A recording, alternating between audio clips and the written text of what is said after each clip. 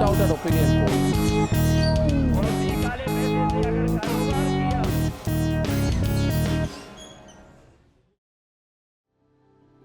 If there are 10,000 jobs, 9,900 were held by Brahmins. Oh. So if somebody tries to sell this whole agenda to you saying Karnataka is one linguistic state, yay, hey, ooh, Maharashtra, Tamil Nadu, we should become like that, I don't think it's correct. And resurgence of the Okkaligas here happened because they wanted to resist a North Indian Swamiji. Yogi ji ने वो जो चला कि राम जी अयोध्या से आए थे और हनुमान जी कर्नाटक के थे, क्योंकि ये कहानी बताने में फिर वो आएगा ना कि कॉन्फ्लिक्ट भी रहा है. I mean, I really envy the BJP because they know how to sell stories. I mean, stories are essentially very important in politics. Very you important. have to sell stories and capture imagination. And then the Congress is only feeding you with data, so that is why they are where they are. Are they in such number, Lingayats are in such number, कि they can counter all other facts, all other segments? That's a mythology that is perpetrated by the Lingayats themselves. The most oppressed Dalits in Karnataka have started voting BJP. Hindutva has always been an air cover in Karnataka. It's never been the actual thing that moves the wheels of politics in Karnataka. Welcome to another election show. We have a very special guest with us today, Sugata Srinivas Raju.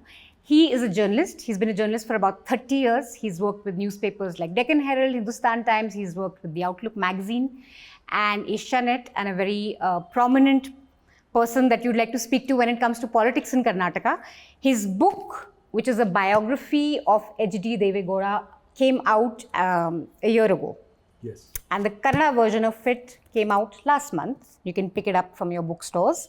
And I'm told it's one of the finest biographies written on any Indian Prime Minister. So congratulations on this. Thank you, Manisha. Thank you for being so generous.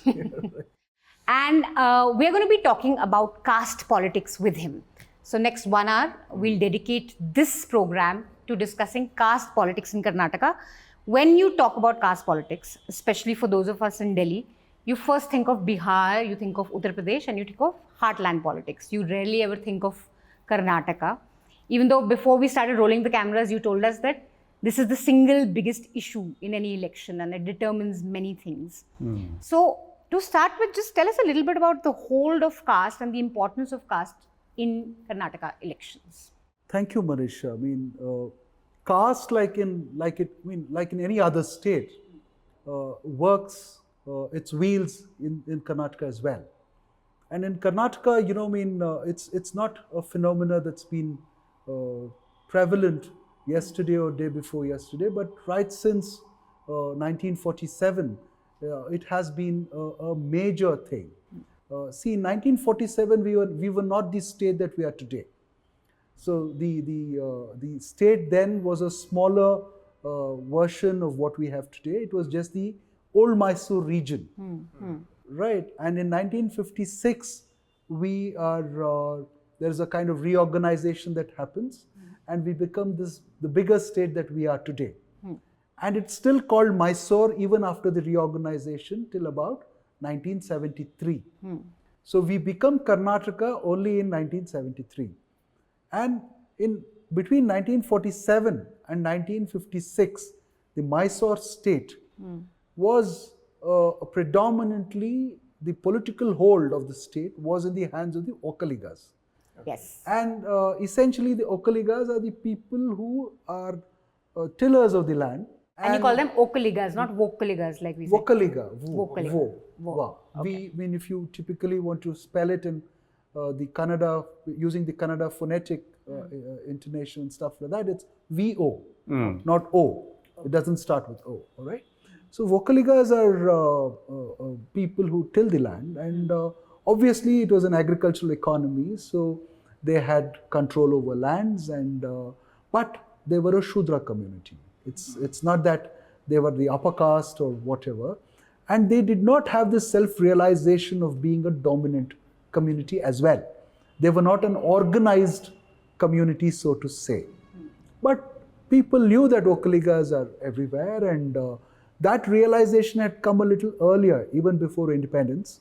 So if you go a little back around the 1920s, the Maharaja of Mysore is the first person to sort of realize that the flames of Justice Party that has been growing in neighboring Tamil Nadu or Tamil land, so to say, because it's still not Tamil Nadu then, was touching Karnataka. And there's a new awakening that the backward castes are trying to sort of place a new agenda before the administration, which is saying that there is a dominance of Brahmins. We are in the majority, but there is Brahmins who run the government, run the administration. So the Maharaja, his community, the Wadayars, they are a very small community. If you just go on counting, do a head count across Karnataka, you may just find 20,000 people. Okay. So it was a micro-minority community holding sway over one of the richest states of India. I would say richest because one is the economy point of view. It was the most progressive state. It already had a university. It had already given electricity to Bangalore, and Kolar Goldfields was a very flourishing place. So it was doing extremely well economy-wise, and it was a progressive state. The Maharaja was proactive in terms of, say, irrigation policy or the dam that was built. The Krishnaraj Sagar dam that was built at that point of time was a very progressive thing to harness the Kaveri river waters. And so he came to realize that if he does not allocate some kind of a proportional thing, there was already a legislative council. He had a people's representation. He had created that already. If he does not do that, then there may be rebellion. There may be a kind of quote-unquote revolutionary condition in Mysore. So what he does is that he gets hold of the Chief Justice of the Mysore High Court, Justice Leslie Miller, and the first ever commission or survey is done of the predominance of the upper castes in Karnataka. Okay. Karnataka, I mean Mysore, it's still not Karnataka. So it becomes very obvious at the end of the day, when the report is submitted, there are lots of dissident... So first caste census of sorts. Kind of, yes, yeah. But it was looking not at people, but it was looking at government jobs. Who is holding how much power within the government, within the kingdom, within the establishment. So it became very obvious. Say, I'll give you just one statistic which will sort of make you jump out. And which is, if there are 10,000 jobs, 9,900 were held by Brahmins. Oh. That was the kind of preponderance that was there. And then out of another 100 are left. Out of that 100, 60 are taken by Muslims. Okay. That is because, Tipu Sultan, the Muslim bureaucracy, and they were a progressive community too. So they took away a little more.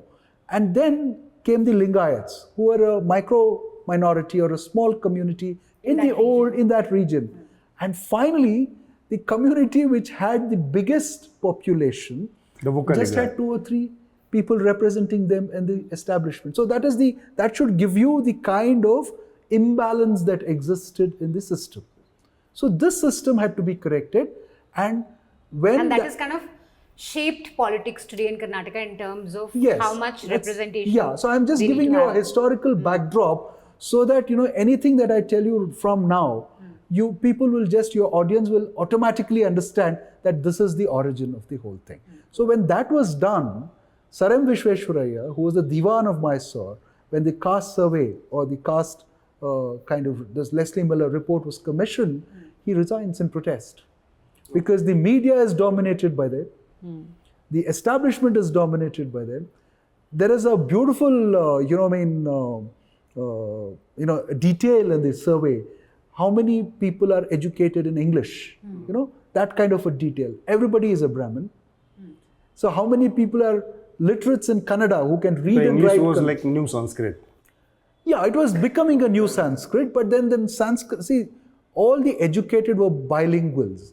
And it was not, literacy was looked at Sanskrit-English bilingualism, which dominated the whole thing. If you went back a century before that, it would be Persian, Sanskrit, English and French, that area, because of Tipu's connections and all of that.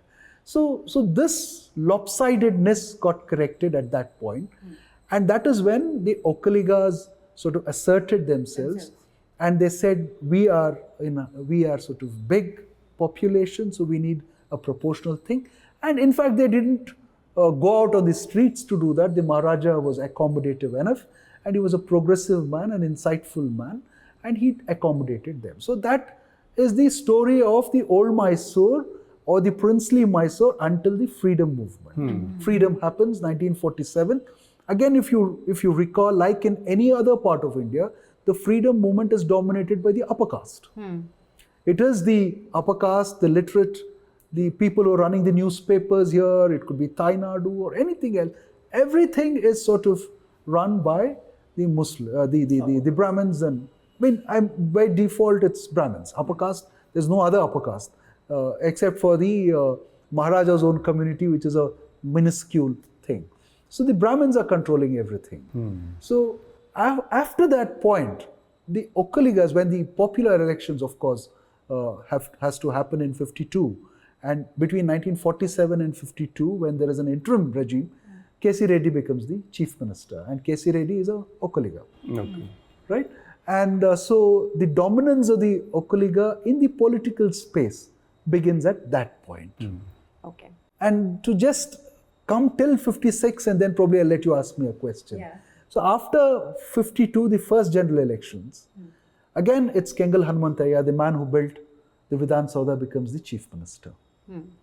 And up to 1956, the Okaligas have a hold, and at the last leg, that is in 56 for about 3 months, another Okaliga becomes chief minister, that's Kardal Manjappa.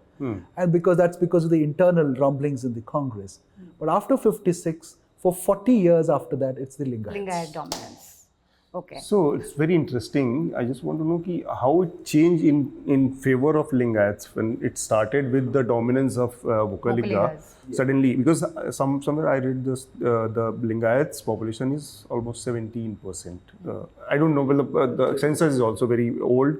Maybe this is changed now, but how it changed the yeah, that's equations? very simple. See, in 56, what was just Mysore becomes a larger Mysore, and it's still not Karnataka, as I told you earlier.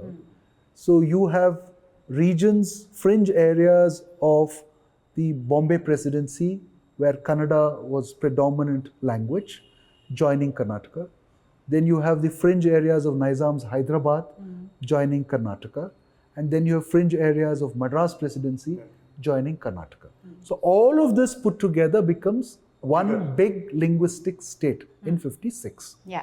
So now what has happened is that you have these fringe districts joining, 6-7 districts here, 6-7 districts there, and some you're staking claim because Ballari and places like that were closer to Andhra, and so you are making those claims, but then by and large these are all fringe areas of the principal states that they were part of, or the administrations that they were part of. They were all poorer districts. Okay. And those regions were where the Lingayats were in a dominant position. So they all came into Karnataka. They became part of the larger Kannada-speaking Mysore region, right? But when they became the larger Karnataka, the percentages got affected. Okay. So there was a lot of resistance. You'll not believe this. The only history that you will hear about reunification or reorganization of states is that everybody wanted a linguistic state. Everybody was dying for it. There is subnationalism. People are striving. No. The biggest resistance was put up in Mysore. They said, we don't want this reorganization. Because they were worried that their dominance would kind of... One is the dominance, but there are lots of other things. One is obviously the dominance issue, but more than the dominance issue, the cultural difference. What eventually became a problem in, undivided Andhra Pradesh, where Telangana had to separate. Can you briefly tell our audience like the cultural difference? Yeah. Just if there were two like main cultural differences. No, one is that of course we can see gastronomic today. difference. Okay. People in this part of the world eat, say, ragi, and that part eats jowar. You mean south and north? South and north, Briefly, we roughly, can say yes. south Yeah, and if you north. divide it into So two. south is ragi and north is North, then north is jowar. jowar. Okay. Right, or if you go towards coast, the coastal Karnataka, which was part of Mumbai Presidency, there is it's a fish eating community with eats a different kind of rice. They talk a different kind of language. So there is a dialect difference. There is a food difference. There is a dress difference. There is a kind of even the pagadi that you wear.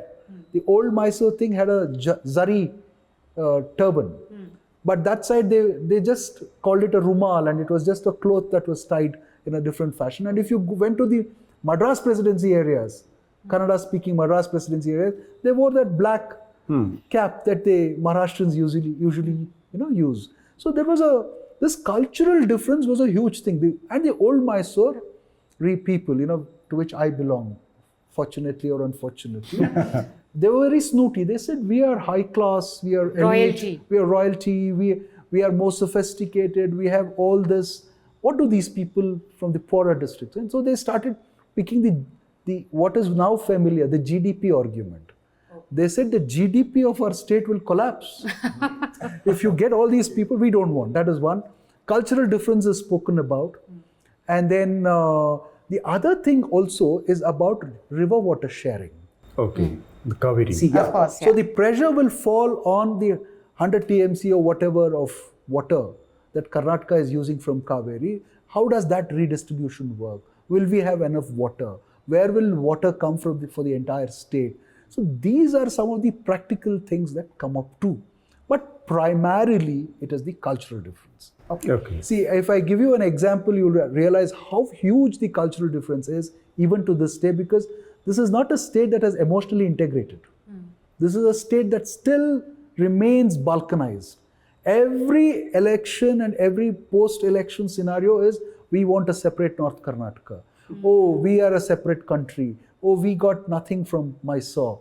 That is a very familiar rhetoric here. So if somebody tries to sell this whole agenda to you saying, Karnataka is one linguistic state, hey, Maharashtra, Tamil Nadu, we should become like that, which some parties do say now, I don't think it's correct. Okay. Right? Okay. I mean, I can go on talking about linguistic differences, But languages. now you have and all Yogi that. Adityanath, the UP CM, who has said that forget the differences between Karnataka. There's a lot of similarities between Uttar Pradesh and Karnataka from the Treta Yuga, where Is there what any he has said- connection? No, What see, So what do you he is make of- being cleverly deployed because there is the commonality between the Okaligas here. That is the mutt that they follow. Okay. The Adi Chunchanagiri mutt. That is, it's a Nath Pant mutt. It is essentially the Nath Pant that you have in Gorakhnath. Uttar Pradesh, Gorakhnath. Gorakhnath mutt. And this man is now the pontiff of Yogi Adityanath, or Yeah. whatever his real name is. He is the pontiff of that mutt. So the RSS and the BJP is trying to build those connections. It is not that it exists naturally.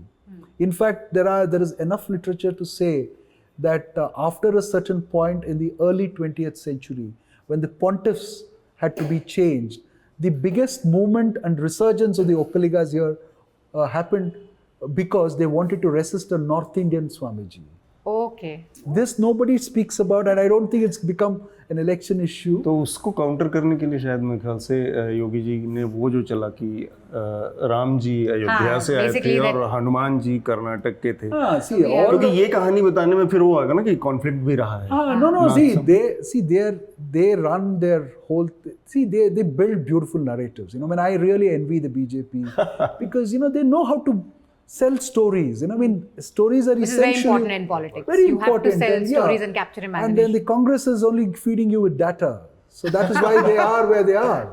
So They don't have beautiful fables to sell. you have to see. Essentially, it's about connecting with people, right? I have got nothing about stories. There is a Manisha to fact check all of it. So I don't really worry about the story bit. But you have to first get the people to buy your account and be on your side, and at least your attention span is very, very important. You have to get them to sort of listen to you. So if you're talking 40%, and these people are weaving stories, then the competition is more for the story rather than 40% is what I'm trying to say. So I think we should come back on again the caste issue. So we discussed about the Lingayat dominance, how it happened. But I just want to know about the Lingayats dominance in terms of Brahmin, Vokaliga. Are they in such number, Lingayats are in such number कि they can counter all other facts, all other segments? That's a mythology that is perpetrated by the Lingayats themselves and the political narrative that has been set for a very long time, because they've been in power for a very long time. The Lingayats themselves, there was an assessment that none other than S. Nijlingappa, who was a Lingayat chief minister of the state, and also the Congress president, like Kharge, at a time when the Congress was sinking and splitting. It was Nijlingappa who was the AICC president. He was Indira Gandhi splits the party when he was president, and Kharge is now there. Hopefully, thankfully, nothing splits. So again, Karnataka is coming. So Karnataka has given leadership to the Congress twice outside the family. So this Nijlingappa gets an assessment done when he has lost the elections in I think 62, if I remember correctly. And that assessment is what will happen if all Lingayats vote for us. And that assessment shows that you will not even win some 26, 20, 28 or 30 seats. So why is there so much focus in the media? No, I'll tell you, this whole thing, if you just get all the Lingayats to vote for you, you may not cross of 50 seats. Exactly. Right? If all the Okaligas and Lingayats decide, do a conspiracy and say we will both come together, dominant communities, and vote for a particular party, then what happens? You will not cross the 65 margin. The reason is, see, caste and political dominance is one thing, but constituency by constituency, the seat is earned or gained only when the population is concentrated in a certain place. The strike rate of Lingayats and Okaligas are high, despite they just being 14% of the population. Lingayats are just 14% of Karnataka's population. And Lingayats are at 17. No, Lingayats are at 14. 14 to 16% is what I would say, because Mr. Siddaramaiah never released the caste census that he had got done because he became... So numbers are varies between 14 to 17? 14 to 16. 16, okay. It can't be more than that because there is another logic. Because you're counting the 108 OBC castes, then what happens to that? Then there is the Dalit population, there's the ST population, then there's the Okaliga population, there's a Muslim 13% population. So, what you're saying, does this mean that the BJP may not really be severely impacted then by not announcing a Lingayat CM before elections? Because there's a demand from the community. And there's also chatter about the fact that, Yediyurappa being miffed, a tall Lingayat leader like that, not very happy with the party, could impact their chances. So is the BJP just being smart and they know that it's not going to really impact? No. The BJP traditionally has benefited from the concentration of votes coming from the Lingayat belt. See, if you look at their imprint in the south of Karnataka, Deve Gowda has not allowed them to come anywhere close. He has maintained his 19%, 20% average across elections. That's a huge thing. I think as long as he's the patriarch of the region, it's a very tough task. It's like BSP in Uttar Pradesh, they always have 20% or around. Yeah, it's like that. But of course, he is also won in other places of the states, but primarily he gets it from here. Okay, let's put it that way. So, if you look at the Lingayats and how it affects the BJP, the Lingayats, the BJP has been getting this concentrated strike rate and vote share in the old Mumbai presidency areas and the old Hyderabad Karnataka region areas and the central Karnataka region. Right? These are the areas where it works. So it will impact them then?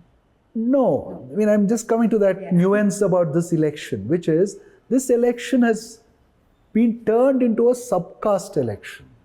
So the Lingayats, we spoke so much about Okaligas and all that. Now let me tell you the stratification that exists inside the Lingayats, which is key to understanding what may be the outcome of this election.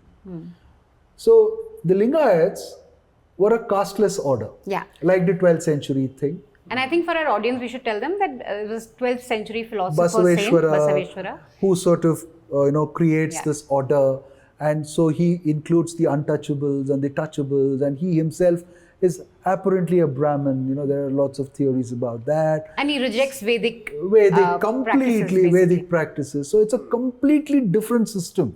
So that's the reason why in the last elections, if you remember, they were asking for a separate religion. Yes, right. It's a big reformist. It's a reformist order, like a Kabir or a Nanak. Yeah, it's a bhakti thing. And Mr. Modi, has also been trying to sell this idea that 12th century, that is when our democracy was born, even before Magna Carta, and that is because Basaveshwara had this Anubhava Mantapa where all these people would sit and debate. So it has nothing to do with that, because it's a completely different thing. It was a spiritual order where spiritual, seers and mystics and others came to debate on society and the order and other things, philosophy. It is not the democracy that you speak of today. So that's a separate thing.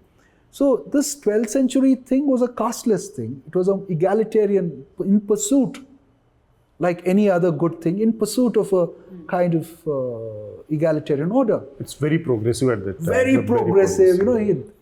He almost, they are completely smashed. Like the Buddhist order was smashed in India. They were smashed like that. Again, there is a resurgence in the 14th century. They start consolidating only after that. So Basavanna also, if you read Girish Karnad's play, it's a very tragic end. Right? So there are lots of plays around Basavanna's life and all that. So now this casteless order, like any other thing, when you came towards the 20th century or even 18th century or around 18th, 19th century, became very stratified. Okay. That is, again, the dominant people remained at the bottom of the pyramid. And the people who had supposedly come from the higher castes remained at the top. Okay. So they started controlling the community. So if there are jangamas at the top... getting rid of caste in India. Precisely. Basically. So if you're asking for a lesson in caste, it can be a very complicated, concentric, wheel within wheel kind of a story which But dominant upper caste, Brahmins, so to speak, would... controlling the whole thing at the top. They were called something else and they had different surnames. And people at the bottom had different surnames and they had carried all their earlier surnames. So it was very obvious to distinguish. Okay, if you're a cobbler, they could say that this fellow was a cobbler in his past life and is now become a Lingayat. So there was a dual citizenship, so to say. In modern parlance, you can call it dual citizenship, and some people had OCI cards. So there was this kind of a system that got developed, unfortunately or fortunately, it got developed. So now, what has happened in today's time, in the last, say 10, 15 years, is that there is a small resistance that was growing of this Panchamsalis, who are right at the bottom, numerically very big within the Lingayats, who never got political power as much as the people at the top. And even people at the top, it was one particular subsect called the Banajigas. What did the Banajigas They do? were traders. Okay, Vanijya. Vanijya. Business commerce. Business community. So if there were, I think there were 9 chief ministers of Karnataka who were Lingayats.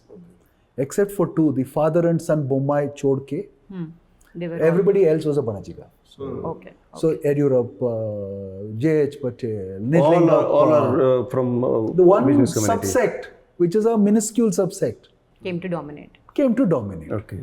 And now Bommai became, because courtesy Deve Gowda, there was a different dynamic that was operational. And so he became, and for a very short period, 4-5 months. And his son has become now, that is they are Sadar Lingayats. They are from another belt. Around Hubli, Dharwad, Davangere, that Chitradurga, that area, they dominate.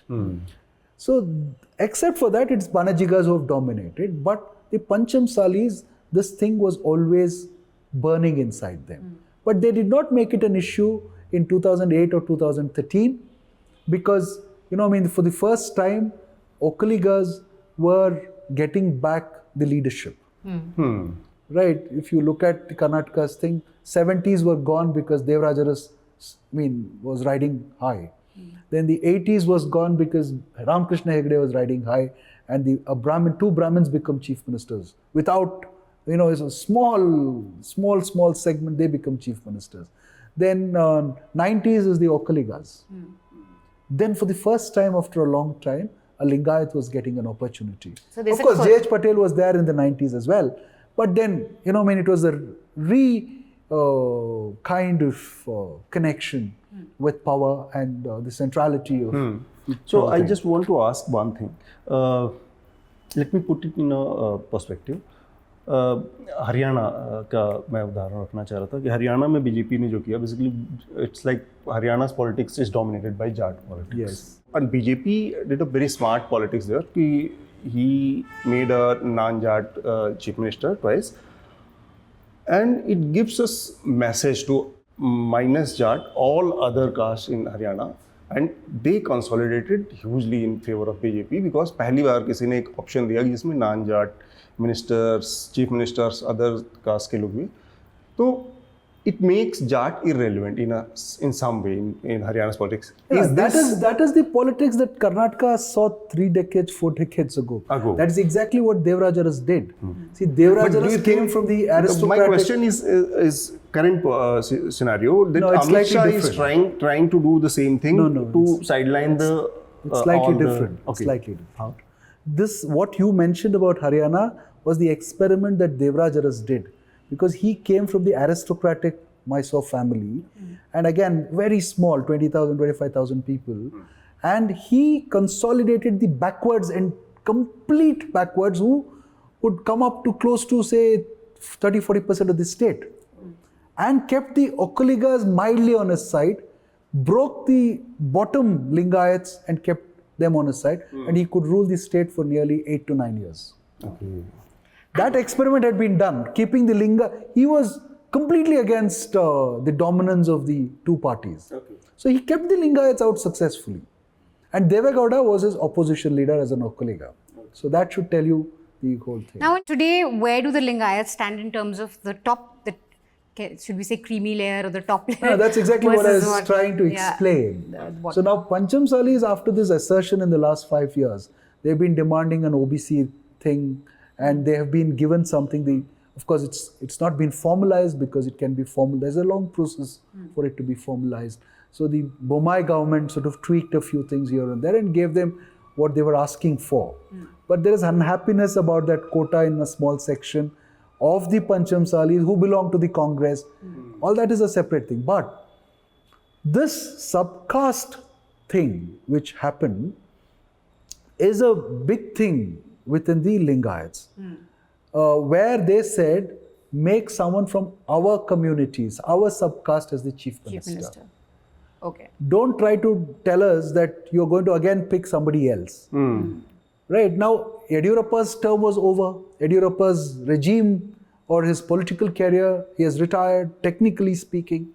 So their assertion had greater meaning in that context. So they were saying, make this industries minister Nirani the chief minister, or that guy who's a loose cannon, Basuraj Patil Yatnal, who goes on abusing everybody. His sharpest attacks were reserved for Yediyurappa all the 3 years, right? And his son, of course. So this conflict has been happening inside Karnataka. So there is no flat Lingayat thing that is going. There is always this assumption that they've voted as a chunk. That flat thing may be over, is what people assume. And how would that impact various parties' chances? What I want to understand is the alignment. So now the Pancham Salis, the most dominant, have stayed with the BJP. Okay. So they are in a way safe. If technically what you were saying about Haryana is happening, then the Pancham Salis are still should be with them because they have been catered to, and they should still continue to vote for the BJP. And then what they have done is, the most oppressed Dalits, there was a similar problem, subcaste thing, internal reservation has been given.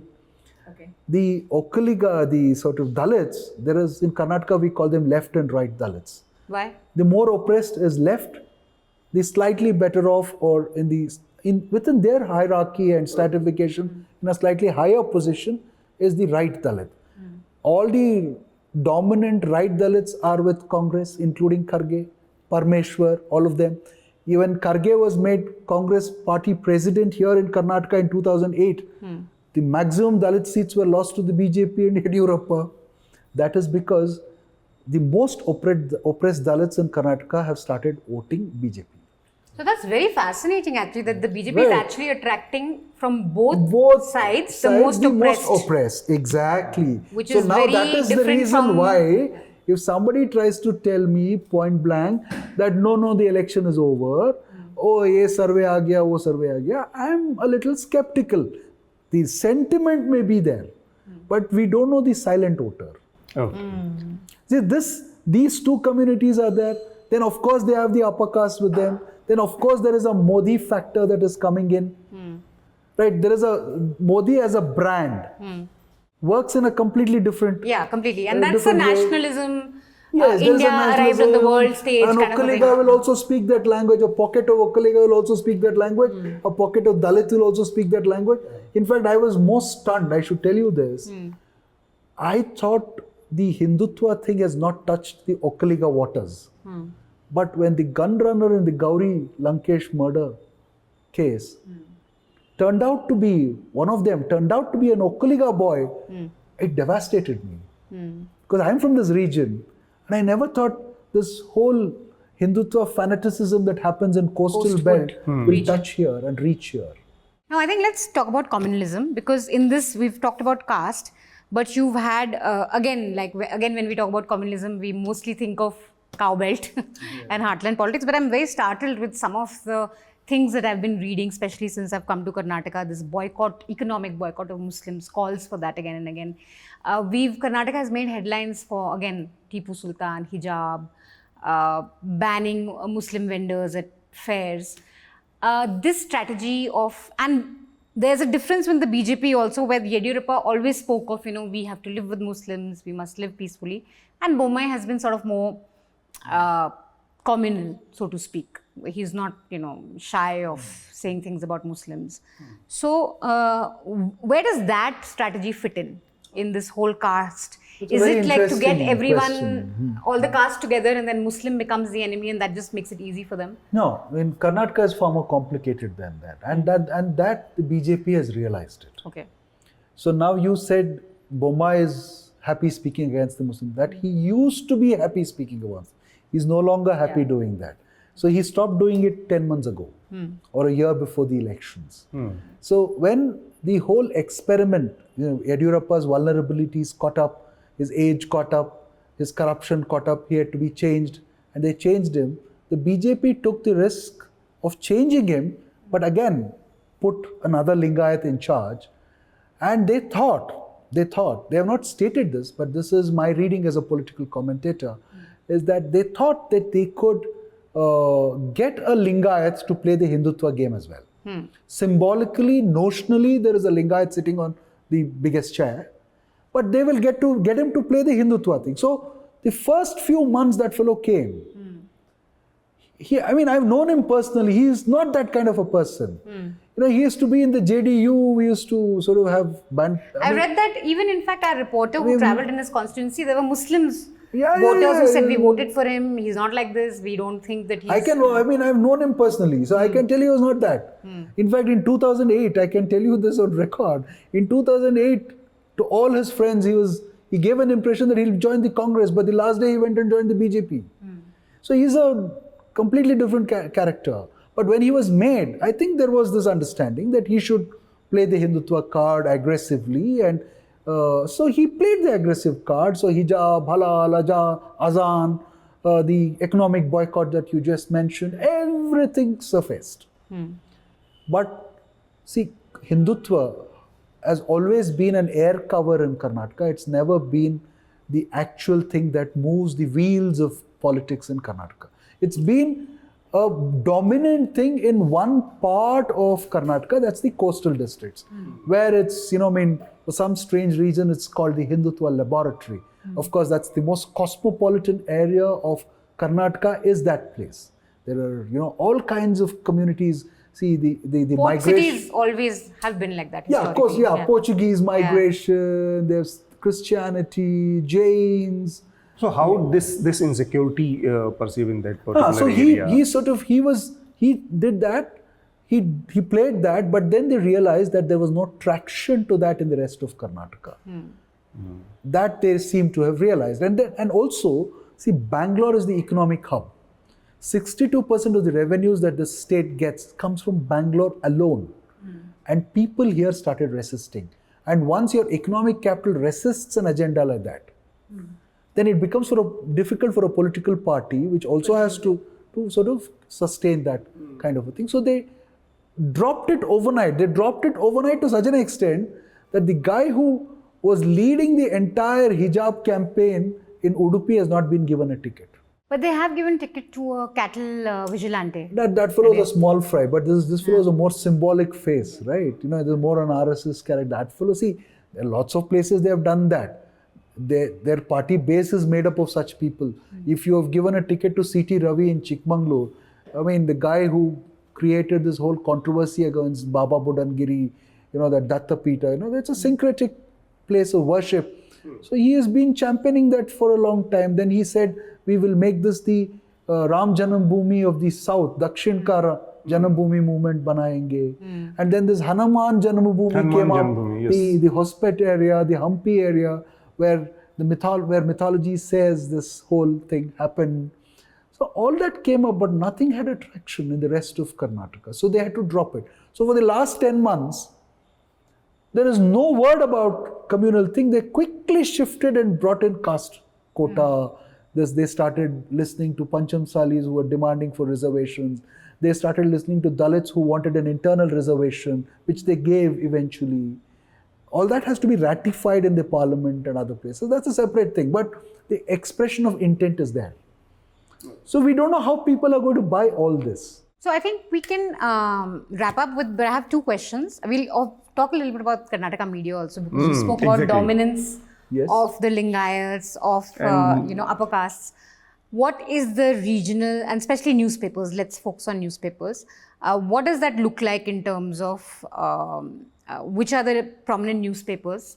And again, dominance, which community is likely to dominate these newspapers, and what is the kind of coverage that it's been given to the elections now? Well, you've put me on a very sticky wicket. I will not Because take names. You're friends. They're not friends per se. I've headed some of those newspapers, but what has the been larger the bent landscape, the larger landscape I can describe to you. All the major Kannada newspapers are controlled by Brahmins, and not just Brahmins. What dominates again there is a small subsect of the Brahmins. So this, we said, I think it's like any other part of India where the knowledge economy is controlled by them. And to support or complement that, even the software economy is dominated by the upper castes. So there is a new energy that got created with the IT revolution, saying that we have ethical money. It's like the Protestant ethic or meritocracy that got spoken about in America.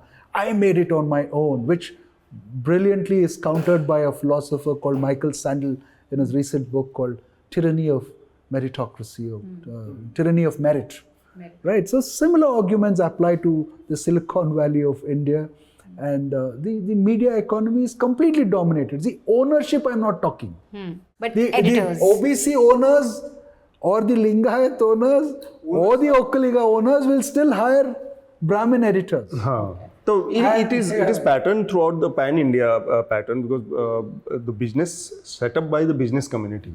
Yes. The newspapers are set up by the like different business community, but the editors are always like Brahmins. It's dominated by Brahmins. When there is a situation within the ownership, owner's family, where somebody is, one is progressive and other one is not so progressive. After the dominance of the BJP, the progressive has got ejected, or pushed to the back. Somebody else takes over inside the family and they start running it. And what has been the general ideological alignment? Of course, the editorship is right. It's right. Absolutely right. Most newspapers, you would say, have Absolutely a right tilt. And TV, of course, we know. TV is even more worse. Yeah, I've heard that the television media here is pretty much like what we have, the Hindi, Noida-centric No, I mean, media. forget that. At least there you can make a gradation. Here it's all, I don't want to again take the brand name, you know, I mean, the famous brand, haranguing brand name. Everybody has tried to imitate that person and that brand. Okay, so you have lots of, I can say, you have lots of local Arnabs in every channel. Well, I did not take the name. Okay, great. Thank you so much for talking with us. But one thing is clear, that diversity is totally missing. Diversity is the biggest project which I have spearheaded in the Karnataka landscape. As an editor, I made it a conscious decision to make my chief reporters, my chief photographers, Dalits, or Delhi bureau chiefs as Dalits. I mean, I tried my bit, but then, you know, I mean, I was alone, non-Brahmin, trying to do that. Because I just, this things just struck me in my mind. Today morning, I just read somewhere that it's 70% seats, 70 seats of Karnataka is decided by the Lingayats. They can decide who will win. And now I get a picture like they can't even affect. See, it's always, 40 I can seats. give you one last, figure. Every constituency, it's only about the strike rate. So now Lingayats or Okaligas, the two politically dominant communities, need a kind of supporting caste in each constituency. They need 15,000 from one OBC community, 20,000 from another, and then they win. In the Dalit reserved constituencies, it's the reverse. They need the Lingayats or the Okaligas to win. So that is why they control, because they are concentrated populations. Right? If Dalits are spread across, now the ST Valmikis, they control a few seats. That is because they're dominant in those seats. But they are a community that's spread across. Now Siddaramaya's community, Kuruba, they don't have a concentrated population which can just prop up numbers for him. They are spread across. So they are in this supporting caste. This Valmiki community, Kuruba community, they're all in the support. Dalits are in the supporting caste to these two dominant communities. So you can't win a seat by ignoring all of them. You need them. But coalition of castes. It's a kind of coalition of castes, and that is an arrangement that happens locally each time. I think one question we have to ask you before we wrap this up, that, you know, when you talk about Bangalore, of course, IT, you talk about civic amenities, pothole deaths. There are a lot of concerns among youngsters also, of course, and like across India, unemployment, price rise. I want to understand for a cosmopolitan person in Mangalore, how does caste still play such an important role? I guess, it may seem naive, it may seem like a naive question. It's a very fascinating question. No, I handled this. I did a big story in Outlook. This was, I think, around 2008, 8 or 9, forget the year, when there was a survey that the NIAS, National Institute of Advanced Studies, did with I think the University of Netherlands. It was a study. I was reporting the study. And they went around asking all the techies whether you want to marry within your caste or outside your caste.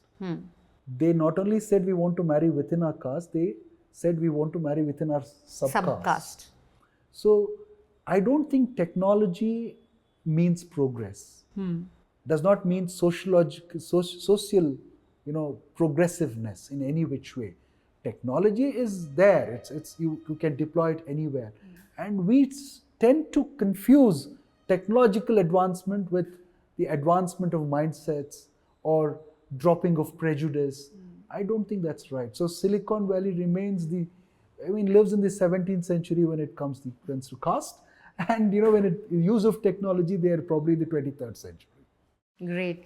Thank you so much. This was a very enlightening session. I think for our audience too, if you're just reading headlines about the Lingayats' decisive factor or Vokaligas' decisive factors, this election, I think this conversation will help you understand the many nuances and layers of caste politics in Karnataka. I hope you enjoyed that. We'll be getting you some more interviews and ground reports and more shows like this. Stay tuned. Keep watching another election show. Sab dekh liya. अब ये देखिए